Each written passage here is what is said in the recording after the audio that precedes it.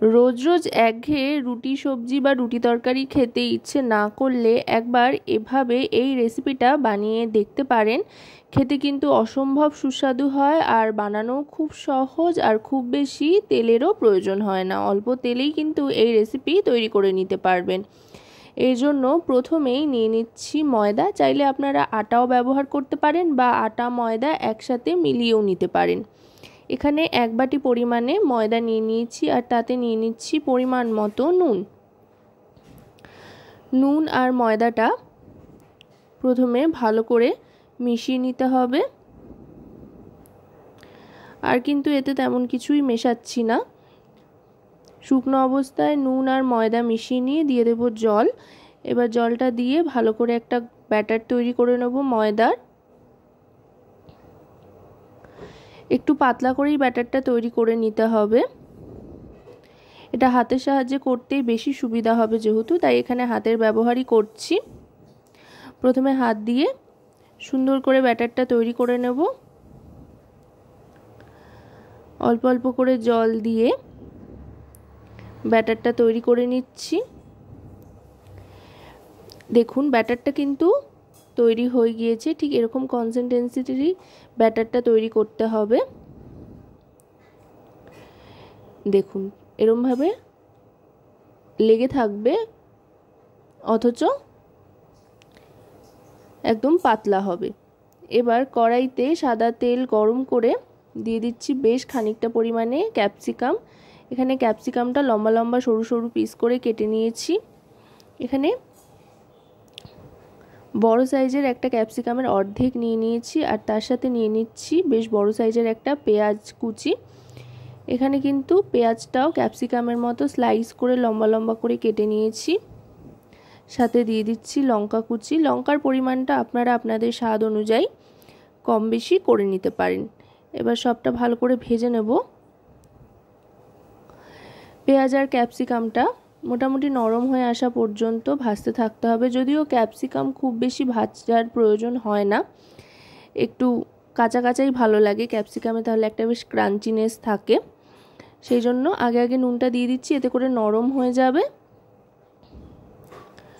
নুনটা দিয়ে দেওয়ার পর এবার দিয়ে দিচ্ছি চিলি ফ্লেক্স। বেশ একটু ঝাল ঝাল হবে। যদি বাচ্চাদের জন্য বানান তো চিলি ফ্লেক্সটা বাদ দিতে পারেন। এবার দিয়ে দেবো 2টো ডিম। ডিমটা এর সাথেই ভালো করে মিশিয়ে নেব। এতে করে টেস্টটা আরও অনেক গুণ বেড়ে যাবে।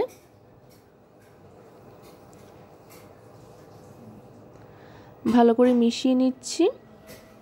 গ্যাসের ফ্লেমটা কিন্তু মিডিয়াম টু হাইতে রেখে এটা বানিয়ে নেব।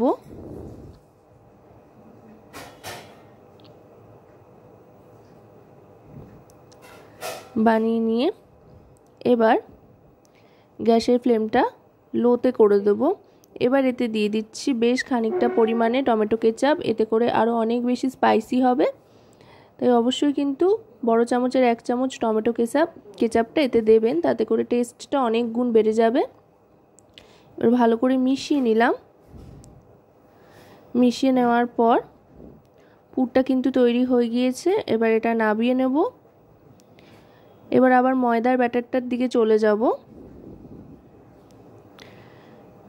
এটা কিন্তু ঠিক এরকম কনসিস্টেন্সিতেই তৈরি করতে হবে।